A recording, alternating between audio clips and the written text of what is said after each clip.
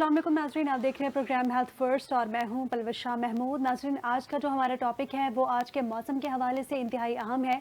आजकल गर्मी बहुत ज़्यादा हो चुकी है कराची में और अगर देखा जाए तो चिकनगुनिया के केसेस भी बढ़ते चले जा रहे हैं। हॉस्पिटल्स में बहुत सारे ऐसे मरीज़ हैं जो कि डायग्नोज के बगैर ही आ रहे हैं और डॉक्टर्स के मुताबिक उनको चिकनगुनिया का मर्ज़ तशखीस कर दिया जाता है। बुखार का उतार चढ़ाव, जोड़ों में दर्द, मतली और पेट दर्द भी चिकनगुनिया की अलामात में शामिल होती हैं। इसके अलावा कराची में वबाई मर्ज चिकनगुनिया के मुश्तबा केसेस में तेजी से इजाफा होने लगा है। जर्नल फिजिशियन JMPC के मुताबिक हर उम्र के मरीज चिकनगुनिया की अलामत के साथ अस्पताल में आ रहे हैं और चिकनगुनिया का क्योंकि टेस्ट बहुत ज़्यादा महंगा है जिसके सबब शहरी बिला तशखीस के ही अस्पताल आ रहे हैं और डॉक्टर्स की जानिब से बाद में उनको बताया जाता है कि जी आपके अलामात के अकॉर्डिंगली आपको चिकनगुनिया है। चिकनगुनिया वायरल इन्फेक्शन है जो कि मच्छर के काटने से होता है। इसके अलावा दीगर भी बहुत सारी अलामात हैं, वजूहात हैं जो कि चिकनगुनिया का सबब बन सकती हैं। इसी पर बात करने के लिए हमारे साथ आज लाइन पर मौजूद हैं डॉक्टर हसन ओज जो कि चिकनगुनिया के हवाले से हमें दीगर जो है अपनी राय पेश करेंगे। अस्सलाम वालेकुम डॉक्टर, कैसे हैं आप? ठीक है। वालेकुम सलाम जी, बिल्कुल ठीक हो। जी डॉक्टर, हम चिकनगुनिया के हवाले से डिस्कस कर रहे हैं। आजकल बहुत ज़्यादा वायरल हो चुका है, इसके हवाले से आपसे पूछना चाहूँगी क्या अलामात हैं चिकनगुनिया की?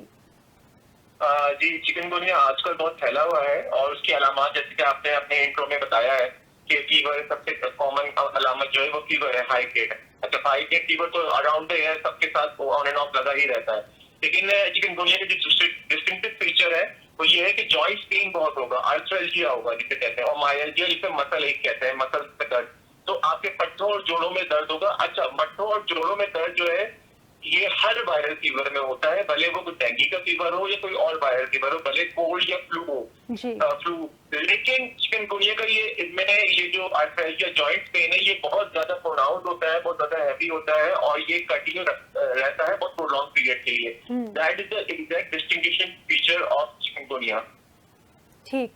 अच्छा डॉक्टर, आपने इसके अलामात जितने भी हैं, सिम्टम्स, वो तो बता दिए कि किस तरह चिकनगुनिया होता है, हमें किस तरह हम लोग डायग्नोस कर सकते हैं चिकनगुनिया का टेस्ट क्योंकि बहुत महंगा होने की वजह से लोग टेस्ट करवाए बगैर ही डॉक्टर्स के पास चले जाते हैं या फिर सेल्फ मेडिकेशन स्टार्ट कर देते हैं। आप क्या समझते हैं चिकनगुनिया में सेल्फ मेडिकेशन किस कदर हार्मफुल हो सकती है? अच्छा देखिए, मैं आपको इस पे जो असल राय बताऊं वो ये है कि चिकनगुनिया एक वायरल फीवर है। वायरल फीवर अपना टाइम लेके खुद ठीक हो जाता है। इवन अगर पेशेंट कोई दवाई नहीं भी लेगा तो वो फिर भी रिकवर कर जाएगा अगर उसकी इम्यूनिटी स्ट्रॉन्ग है। कुछ को बहुत ही माइल्ड सिम्टम्स होते हैं 7 to 10 डेज, और जो है बहुत ही उनको सिम्टम्स जैसे होते हैं कि 2-3 दिन के लिए हल्का सा फीवर होगा और वो बिल्कुल ठीक हो जाएंगे विदाउट मेडिकेशन। कुछ लोगों को बहुत सीवियर इलनेस होती है जो कि उनको 15 डेज तक उनको फीवर और दर्द वगैरह रहता है और दर्द उनका फिर फीवर खत्म होने के बाद ये महीनों तक रहता है। तो ये पेशेंट टू पेशेंट वेरी करता है, इसलिए कोई खास ट्रीटमेंट नहीं है। जहां तक टेस्ट की बात है तो चिकनगुनिया का टेस्ट कराना अननेसेसरी मैं कहूंगा, क्योंकि हम एक थर्ड वर्ल्ड कंट्री है, हम पाकिस्तान में रहते हैं और सब कॉन्टिनेंट के लोग जो है उनके पास बेसिक हेल्थ की सहूलियात मौजूद नहीं है मेजोरिटी के पास। तो अगर डॉक्टर को ये चाहिए कि वो पेशेंट को CBC और CRP टेस्ट करा के, जो कि बहुत ही कम अमाउंट में हो जाते हैं, बहुत इकोनॉमिकल है टेस्ट, उससे ही जज करे पेशेंट को और पेशेंट को उसके क्लिनिकल सिम्टम्स CBC और CRP से ही वो उसका इलाज कर सकता है। उसके लिए चिकनगुनिया की सीरोलॉजी या PCR खासतौर पे स्पेसिफिकली कराने की जरूरत नहीं है, ये अननेसेसरी होगा, एक बर्डन होगा पेशेंट की पॉकेट से। हाँ, yes, if you have a panel then you can go for it. आपका पैनल है तो आप यकीनन करा लें, लेकिन जिसका पैनल नहीं है, जो अफोर्ड नहीं कर सकते, उनके लिए यही कि वो CBC और CRP से ही, क्योंकि कोई खास ट्रीटमेंट हमें करना भी नहीं है, कोई खास एंटीबायोटिक भी नहीं देनी है हमें, तो इसलिए इसका टेस्ट एज सच मैंडेटरी नहीं है। ठीक। अच्छा डॉक्टर, चिकनगुनिया से बचाव के लिए ऐसे कौन से इकदामात हैं जो हम लोग घर में रहते हुए कर सकते हैं जिसकी वजह से हम लोगों को ये फीवर ना हो? देखिए, इसके लिए हम बचाव के लिए हम ये कर सकते हैं कि जैसे डेंगू फीवर के लिए आपने सुना होगा मच्छर के काटने से असल में ये वायरस ट्रांसमिट होता है। जैसे डेंगू होता है उसी तरीके से चिकनगुनिया भी होता है, जीका वायरस भी इस तरह ट्रांसमिट होता है। तो एडीज दिखता है और एडीज एल्बोपिक्टस जो है ये मच्छर होते हैं, ये साफ पानी के मच्छर है। तो हमारे घर में हम गर्मियों के दिन है, हम लोग अपने AC भी चलाते हैं, तो AC जब चलाते हैं तो नीचे पानी कलेक्ट हो रहा होता है, उसके लिए बर्तन रखा होता है, उधर भी मच्छर जमा हो सकते हैं। कोई पानी की जो पॉन्ड है साफ पानी का, उधर भी मच्छर जमा हो सकते हैं। और इसके अलावा जो है हम परिंदों की पानी रखते हैं, उधर भी मच्छर जमा हो सकते हैं। तो इन सब चीजों का हमें ध्यान रखना है, जहां साफ पानी होगा जमा होगा उधर मच्छर जमा हो सकते हैं और वो मच्छर जब काटेगा तो हमें वायरस ट्रांसमिट हो सकता है। तो हमें मच्छर को हमें अफजाइश नहीं होने देनी है।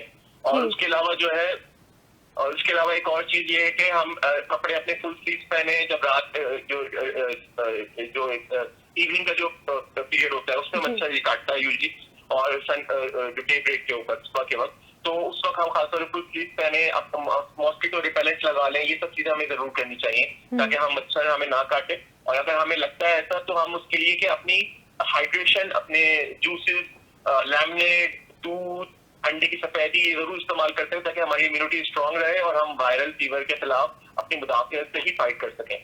ठीक। अच्छा डॉक्टर, ये कुछ फीवर्स हैं जो कि मच्छर के काटने से होते हैं, जिनमें डेंगू भी शामिल है, मलेरिया भी है और इसके साथ चिकनगुनिया भी, जिस तरह आपने बताया। इन तीनों बुखारों को डिफरेंशिएट कैसे कर सकते हैं? देखिए, डेंगू एक वायरल फीवर है, चिकनगुनिया एक वायरल फीवर है, जिका वायरस भी एक वायरल है, लेकिन मलेरिया जो है ना वो वायरल नहीं है, वो प्रोटोजोआ है। ओके। और उसके लिए हमें एंटी मलेरियल ट्रीटमेंट देना पड़ेगा। अगर वो नहीं देंगे तो पेशेंट की जान को मसला हो सकता है, लाइफ थ्रेटनिंग है। एक जमाना ऐसा रहा है तारीख इंसानी में जब 1/3 of the population of the world was perished, मिट गई थी एक तिहाई आबादी पूरी दुनिया की मलेरिया की वजह से। ठीक। तो मलेरिया का तो हमें इलाज करना होता है, उसकी दवाई होती है, वो कई किस्म की दवाइयां होती हैं, अद्वियात वो यूज की जा सकती है। लेकिन ये वायरल जो फीवर बाकी जो है डेंगू और जो चिकनगुनिया, इसमें कोई खास ट्रीटमेंट नहीं होता। ये सिंपल एसिटामाइनोफिन, जिसे हम उर्दू में पैराडोल, पैराडोल एसिटामाइनोफिन ये यूज कर सकते हैं। बाकी बहुत सारी एल्फेट ग्रुप की non steroidal anti inflammatory drugs जो होती है, जिसमें हम पोस्टन, मैथेनेमिक एसिड, प्रोफेन, ये सब चीजें यूज कर सकते हैं। ये दवाइयां जो है हमारे जिस्म के दर्द को भी महफूज ठीक करेंगी, हमारे बुखार को भी बचाएंगी और हमें जो है वायरल जो हमारा जो फीवर हुआ हुआ है उसको आसानी से उस वक्त को गुजारने में मदद देगी। ठीक। अच्छा डॉक्टर, जिस तरह आपने कहा कि ये चिकनगुनिया या फिर इसके अलावा आपने डेंगू का बताया कि ये वायरल इन्फेक्शन है। वायरल इन्फेक्शन हमारे पाकिस्तानी या फिर देसी लोगों में कहा जाता है कि वो कंटेजियस भी होते हैं। क्या चिकनगुनिया भी कंटेजियस है? जी, देखिए, वायरल फीवर 2-3 तरह के अलग अलग उसके मोड ऑफ ट्रांसमिशन होते हैं। फॉर एग्जाम्पल HIV वायरस है, वो भी वायरस है, और हेपेटाइटिस बी और सी भी वायरस है, लेकिन वो बॉडी फ्लूइड से ट्रांसफर होता है, मतलब ब्लड से ट्रांसफर होगा या सेक्सुअल कॉन्टैक्ट फैमिली से ट्रांसफर होगा। इसी तरीके से फ्लू वायरस जो है वो फ्लू से, छींकने से ट्रांसफर होगा, नेजल ड्रॉपलेट से ट्रांसफर होगा, कफ, खांसी से, बलगम से ट्रांसफर होगा। ये वाले जो वायरस है ये मच्छर से ट्रांसफर हो रहे हैं। ये जो है इनको मच्छर कैरी करता है अपने साथ पेट में, जिसमें डेंगू भी आता है, जिका वायरस भी आता है और जिसमें ये चिकनगुनिया वायरस भी आता है। तो ये अलग अलग फर्क है और ये अलग अलग मोड ऑफ ट्रांसमिशन है इनकी। कुछ वायरस सिर्फ फ्लू से ट्रांसफर होते हैं, कुछ छींक में ट्रांसफर हो जाते हैं, सांस लेने में, जैसे कोविड वायरस जो था, कोरोना वायरस, वो सांस लेने से भी ट्रांसफर हो रहा था, मतलब जैसे छींकों से और नजले से और खांसी से। तो इसमें जो है इससे ट्रांसफर नहीं होता, ये मच्छर के काटने से ट्रांसफर होता है। ठीक है, मच्छर के काटने से ट्रांसफ़र होता है। डॉक्टर, वैसे तो यकीनन हम तमाम जो उम्र के अफराद हैं उनको अपना ख्याल रखना चाहिए, उनको घर में ऐसे इक़दाम करने चाहिए जिससे कोई भी इस तरह की बीमारी ना फैले। लेकिन ख़ास तौर पे एक एज ग्रुप होता है जिसको कोई भी बीमारी बहुत जल्दी मुतासिर करती है। चिकनगुनिया के हवाले से अगर बात करें तो ऐसा कौन सा एज ग्रुप है जिसको अपना ख़ास तौर पर बहुत ज़्यादा ख्याल रखने की ज़रूरत है? देखिए, जो लोग बीमार हैं, फॉर एग्जाम्पल जिनको बहुत सारी कोमॉर्बिड्स हैं, जैसे कि जो किडनी पेशेंट हैं, जिनके पैरालिसिस हो रहे हैं, जो डायबिटिक पेशेंट हैं, जो ब्लड प्रेशर के पेशेंट हैं, जो के दमे के पेशेंट हैं, जो ऑलरेडी बीमार हैं, जो गठिया के मरीज हैं, जो रूमेटॉइड आर्थराइटिस के पेशेंट हैं या आर्थराइटिस के पेशेंट हैं, उन सबको अपना खास ध्यान रखना चाहिए। इसके अलावा over as patient, for example 65 plus old age patient जो होते हैं, 60 प्लस जो पेशेंट होते हैं, वो बहुत ज्यादा उनकी इम्यूनिटी वीक होती है, तो वो बहुत हाई रिस्क पे होते हैं। इस तरह बच्चे, उनकी इम्यूनिटी बहुत वीक होती है, वो यूनिट जो बच्चे फौरन पैदा होते हैं, जो माँ के पेट में होते हैं, वो उनको ट्रांसफर भी हो सकता है माँ से। तो ये सब चीजें जब वो पैदा होते हैं उन सब में ट्रांसफर हो सकता है, ये सब चीजें। तो इसमें हमें ये हाई रिस्क वाले होते हैं, जो कि बाकी नॉर्मल जो लड़के होते हैं, लड़कियां होती हैं, जवान होते हैं, जो हेल्दी होते हैं, जिनको कोई बीमारी नहीं होती है, उनके लिए इतना मसला नहीं होता, उनको शायद फीवर भी असर नहीं होता। ठीक। डॉक्टर, जिस तरह आपने अभी प्रेग्नेंट ख़वातीन की बात की तो इसी को कंटिन्यू करना चाहूँगी। हामला ख़वातीन जो होती हैं, आपने बताया कि वो बच्चे में भी ट्रांसफ़र हो सकता है।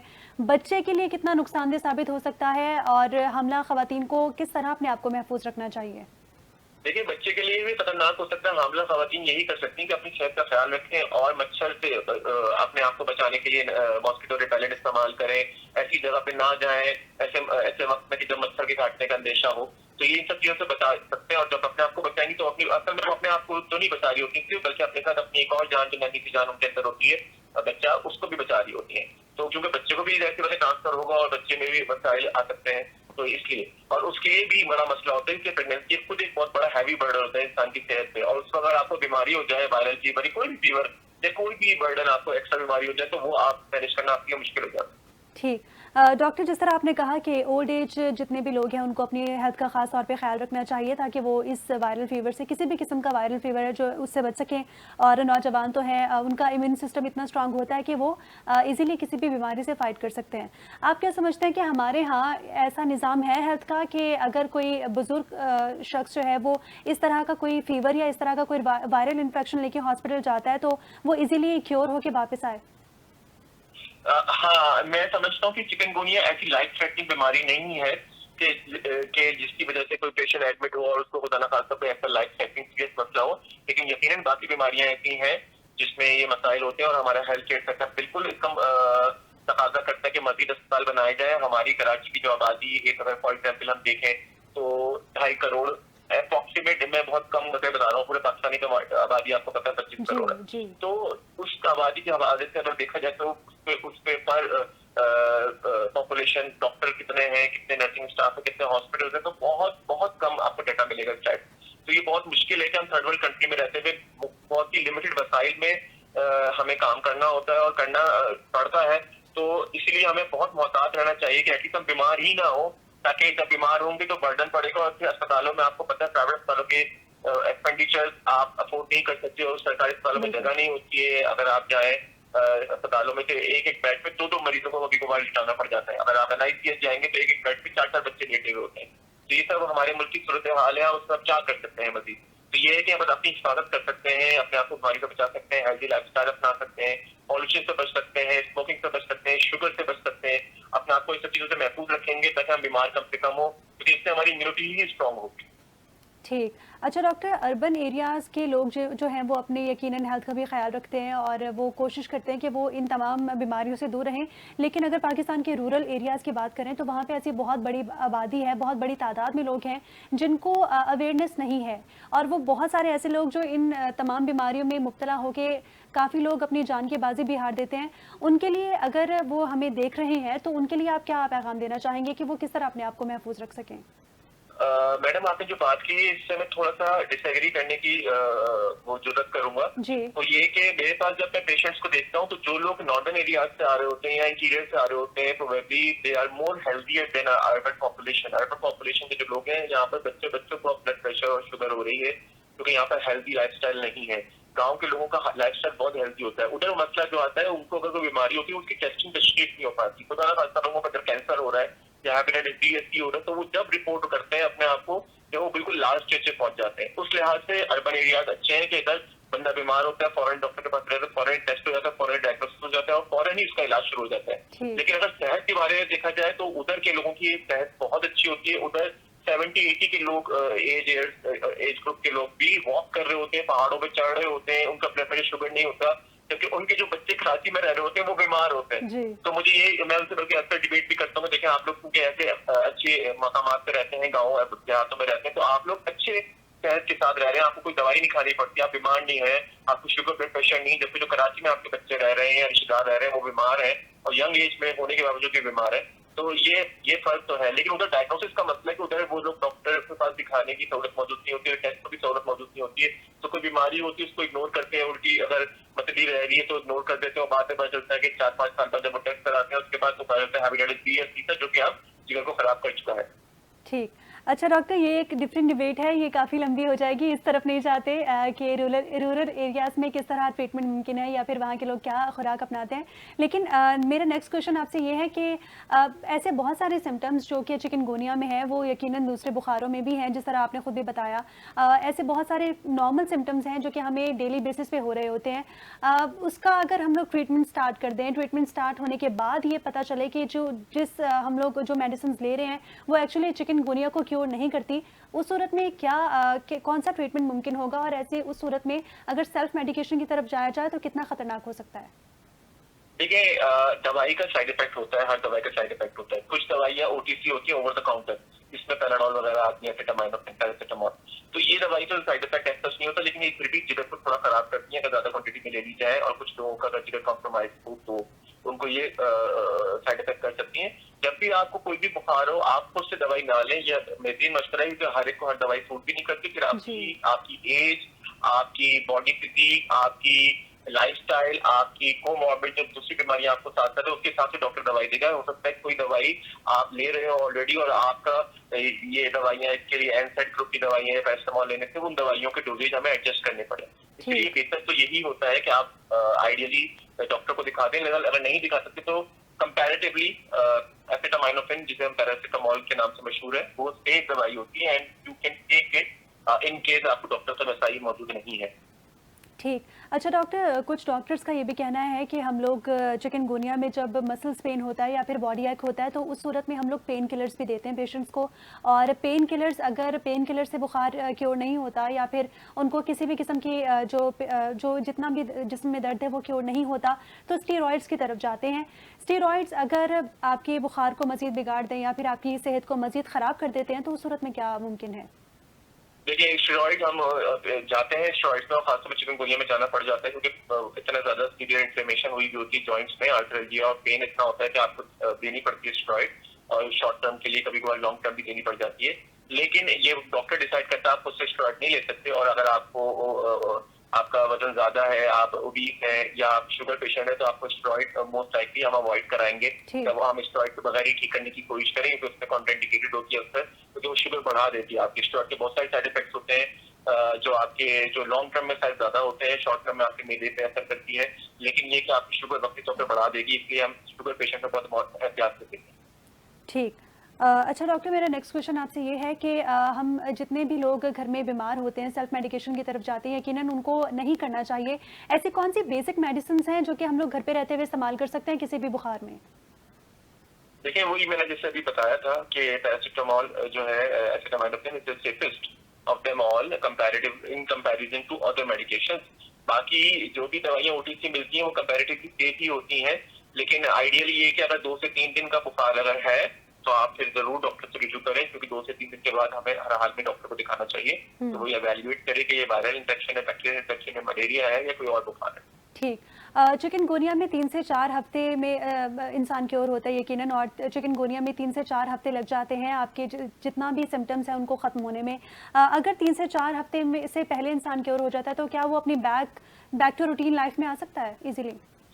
बिल्कुल बिल्कुल बिल्कुल। कुछ लोगों को तो 2-3 दिन के अंदर ही बेहतरी आ जाती है। कुछ अच्छा। लोग हैं जो लॉन्ग चल जाते हैं और कुछ लोगों के तो महीने लग जाते हैं जॉइंट के जो मसल्स और जॉइंट पेन को रिलीफ होने में। तो जब तक वो जैसे ही वो ठीक हो, it's like a common viral fever, but just that कि इसमें आपको जॉइंट पेन बहुत ज्यादा प्रोनाउंस होगा। इसको आप बहुत ज्यादा वो ना समझें कि खुदा न खास्ता लाइफ थ्रेटनिंग है, लेकिन ये आपको डेबिलिटेट कर देगा वक्ती तौर पे। आपकी जॉइंट्स पे इतना ज्यादा दर्द कराएगा कि आप बिल्कुल उठने बैठने से मोहताज हो जाते हैं। कभी कभार कुछ पेशेंट तो बहुत ज्यादा सीवियर होते हैं कि वो बिल्कुल जाने आने के, बाइक चलाने के काबिल नहीं होते, उनकी ऑफिस से भी छुट्टियां हो रही होती हैं, स्कूलों से भी, यूनिवर्सिटी से भी छुट्टियां हो रही होती हैं। ठीक। अच्छा डॉक्टर, ऑलरेडी जिन लोगों को जॉइंट्स पेन का सामना रहता है, जो नॉर्मल लाइफ में स्टेरॉइड्स का यूज़ कर रहे होते हैं या पेन किलर्स का यूज़ कर रहे होते हैं, ऐसे में अगर उनको चिकनगुनिया हो जाए और उनको तब भी यही चीज़ें यूज़ करनी हो जैसे कि पेन किलर्स वगैरह, तो उनके लिए कोई इशू तो नहीं होगा? देखिए वो ऑलरेडी यूज कर रहे होते हैं तो हमें फिर उसमें अगर फिर भी उसके बावजूद ऑलरेडी यूज करने वालों के साथ फिर भी दर्द हो रहा है, मींस कि आपको कोई और ज्यादा हैवी मेडिकेशन की तरफ जाना पड़ेगा। So there are other medications as well जो कि दी जाती हैं। डिजीज मॉडिफाइंग एंटीबायोटिक ड्रग्स फिर डिमांड भी दी जा सकती है, मेथोट्रेक्सेट भी दी जा सकती है। इसका और भी दवाइयां हैं जो कि रिमेटोलॉजिस्ट पे डिसाइड करेगा, फिर वो जनरल फिजिशियन एक जनरल प्रैक्टिशनर नहीं देखेगा, फिर वो रिमेटोलॉजिस्ट डिसाइड करेगा कि एक केस में what should be the regimen and for how long therapy should continue, कितने अर्से तक थेरेपी चलनी है और एग्जैक्ट थेरेपी क्या चलनी है, तो फिर रिमेटोलॉजिस्ट स्टार्ट करेगा। ठीक। अच्छा डॉक्टर, ऐसा भी मुमकिन है कि जो ऑलरेडी पेन किलर्स या जो मेडिसिन्स कोई एक पेशेंट ले रहा है किसी और बीमारी के लिए और उसको ऐसा कोई डायग्नोसिस होते हैं चिकनगुनिया के हवाले से, तो क्या डॉक्टर ऐसा भी करते हैं कि उसी मेडिसिन की डोज बढ़ा देते हैं? जी बिल्कुल ऐसा हो सकता है। अगर उसको उस दवाई से फर्क नहीं पड़ा क्योंकि वो दवाई ले रहा है already, for example someone taking paradol और उसको वो जो है सुबह दोपहर शाम ले रहा है और उसको उस दवाई से फर्क नहीं पड़ा, फिर भी बुखार आ रहा है चिकनगुनिया का और उसके जॉइंट्स पेन हो रहा है, तो हम 2 टैबलेट दे सकते हैं और फिर हम 6 आवर्ली भी कर सकते हैं। तो ये सब चीजें डॉक्टर डिसाइड करते हैं। एक लिमिट डोज होती है, एक मैक्सिमम डोज हो सकता है, उससे ज्यादा नहीं जा सकता आगे। फिर आपको या तो दवाई स्विच करनी पड़ेगी, चेंज करनी पड़ेगी, या एडिशनल एक दवाई और देनी पड़ेगी। ठीक है, यानी कि आप कह रहे हैं ऑल्टरनेट दवाई को भी ऐड करते हैं, उससे भी फर्क नहीं आता। ठीक है, यानी कि आप कह रहे हैं एक ऑल्टरनेट ऑप्शन मौजूद होता है दवाई का? जी बिल्कुल, स्टेप वाइज पैटर्न होता है इसका, स्टेप वाइज कोई भी चीज एक साथ में स्टार्ट की जाती है, स्टेप वाइज। अगर पेशेंट को एक से फर्क नहीं आ रहा तो दूसरी दवाई ऐड की जाएगी, दूसरे से भी फर्क नहीं आएगा तो तीसरी या उनका डोजेज एडजस्ट किए जाएंगे। अगर कम डोज में से ज्यादा डोज में दी जाएगी, अगर वो मैक्सिमम डोज में दे दी गई है उसके बाद भी नहीं आ रहा है तब तो तीसरी दवाई ऐड की जाएगी इस तरह। ठीक। अच्छा डॉक्टर, क्योंकि मौसम आजकल ऐसा है पूरे मुल्क का ही कि मानसून का आगाज़ होने वाला है। कराची में तो खैर बहुत गर्मी है, लेकिन मौसम आजकल बहुत अच्छा देखा जा रहा है। मैं आपसे ये पूछना चाहूँगी कि बहुत सारे ऐसे शहर हैं जिनमें पानी जमा हो जाता है बारिश के बाद, और काफ़ी सारे ऐसे भी शहर हैं जिनको फ़ौरन हुकूमत की जानिब से क्लीन कर दिया जाता है। जहाँ पे पानी ऑलरेडी जमा हो रहा है और हुकूमत की जानिब से कोई इक़दाम नहीं किए जा रहे, उन इलाकों में आप लोगों को क्या कहना चाहेंगे? वो किस तरह खुद को महफूज रख सकते हैं? उन इलाकों में खास नजर रखनी होती है कि उधर मलेरिया का खदशा ज्यादा होता है, क्योंकि मलेरिया जो है वो गंदे पानी का मच्छर है और मच्छर से होता है मलेरिया जो है, और इसलिए हमें खास ध्यान रखना होता है। तो उस ऐसे इलाकों में यूजली पानी गंदा होता है, गटर का पानी भी मिक्स हुआ हुआ होता है बारिश के पानी के साथ और वो जमा हुआ होता है। उधर फिर मच्छर जो होते हैं वो अक्सर जो है वो मलेरिया के लिए वो जो होती है कॉज करते हैं। ये जो है साफ पानी का मच्छर है और ये जो है ये डेंगू और चिकनगुनिया को स्पेसिफिकली कराता है। ठीक। डॉक्टर, जितने भी पेशेंट्स हैं जो कि मलेरिया या डेंगू या फिर चिकनगुनिया के पेशेंट्स हैं, उनकी डाइट के हवाले से आप क्या रेकमेंड करना चाहेंगे? लेकिन डाइट जो भी वायरल फीवर हो, चाहे वो चिकनगुनिया का हो, चाहे वो डेंगू का हो, चाहे वो क्या कहते हैं फ्लू का हो, तो उस सब में डाइट प्रोटीन डाइट हमारी अच्छी होनी चाहिए। मतलब दूध के 2 गिलास, दही का इस्तेमाल, या फिर अंडे की सफेदी, 3 अंडों की सफेदी, 4 अंडों की सफेदी खिलाए बच्चे को, या फिर जो भी पेशेंट है। इसके अलावा गोश्त का इस्तेमाल भी हो सकता है, क्योंकि गोश्त उसमें हैवी होता है और डाइजेस्ट करना मुश्किल होता है, तो इसके लिए गोश्त ज्यादा बेहतर है कि इन चीजों से हम प्रोटीन डाइट लें। और प्लेंटी ऑफ वाटर नहीं, पानी के साथ साथ नमकी आग की जानी चाहिए। तो के बाद फिर हम लेमनेट इस्तेमाल कराएंगे, गर्मी का मौसम है आजकल, जूसेस पिलाएं, उससे बंदा के अंदर इतनी इम्यूनिटी आती है इंशाल्लाह कि वो फाइट कर लेता है अपने वायरस की। ठीक, यानी कि फ्रेश जूसेस और ऑर्गेनिक फूड से इजीली फाइट किया जा सकता है। डॉक्टर, एट द एंड मैं आपसे प्लेंटी ऑफ वाटर, 12 गिलास पानी, और पानी में जैसे कि अगर जूस का पी रहे तो वो पानी में ही काउंट होगा। एक आपके अंदर एक पानी का गिलास चला गया, तो टोटल आप 4-5 गिलास जूसेस के और 5-6 गिलास पानी के करेंगे दिन में अगर, तो आपको इंशाल्लाह जल्दी तक। ठीक है डॉक्टर, एट द एंड मैं आपसे ये पूछना चाहूँगी, पाकिस्तान में जितने भी लोग हमें देख रहे हैं उनके लिए आप क्या मैसेज देना चाहेंगे कि अपने आप को कैसे महफूज रख सकें? एक शॉर्टली ब्रीफ कर दीजिएगा। एक तो ये कि अभी जो मौसम है मानसून का मौसम है, बारिशें होंगी, बारिश की वजह से बीमारियां बढ़ेंगी, हैजा भी आएगा, गैस्ट्रोएंटेराइटिस बढ़ेगा। बच्चों को पानी उबाल के दें, खास तौर पे पानी उबाल के दें, कि पानी की वजह से बहुत मसाइल जन्म लेते हैं। और फिर जो है मच्छर भी, जैसे अभी हमने डिस्कशन किया है, बहुत अच्छा डिस्कशन किया, जिसमें हमने मलेरिया, डेंगू और चिकनगुनिया तीनों को कवर किया है। ये भी होता है, तो जब बच्चों को 2 दिन का बुखार हो जाएगा तो आप मलेरिया का टेस्ट जरूर करा लें, जरूर करा लेंगे कि मलेरिया तो नहीं है, तो मलेरिया के लिए आपको अलग दवाई देनी पड़ती है। और उसके अलावा जो है आपकी डाइट जो है इतनी अच्छी होनी चाहिए, आपकी नींद पूरी होनी चाहिए, आप ओवरवेट ना हो। अंडरवेट होना कोई बड़ी बीमारी नहीं है, जितना ओवरवेट होना आपको शिकार कर देता है। तो ये है कि आपने आपको ओवरवेट होने से बचाना। ठीक, बहुत शुक्रिया डॉक्टर हसन औज नाज़रीन हमारे साथ मौजूद थे और चिकनगुनिया के मर्ज़ के हवाले से हमारे साथ गुफ्तगू कर रहे थे। नाज़रीन को उन्होंने बताया कि क्या क्या ऐसे सिम्टम्स हैं जिनकी वजह से हम लोग ये डायग्नोस कर पाते हैं कि हमें चिकनगुनिया ही है। इसके अलावा उन्होंने डाइट के हवाले से भी बात की और प्रिवेंशन के हवाले से भी बात की कि किस तरह हम लोग चिकनगुनिया से बच सकते हैं। प्रोग्राम का वक्त ख़त्म हुआ, देखते रहिए हेल्थ फर्स्ट।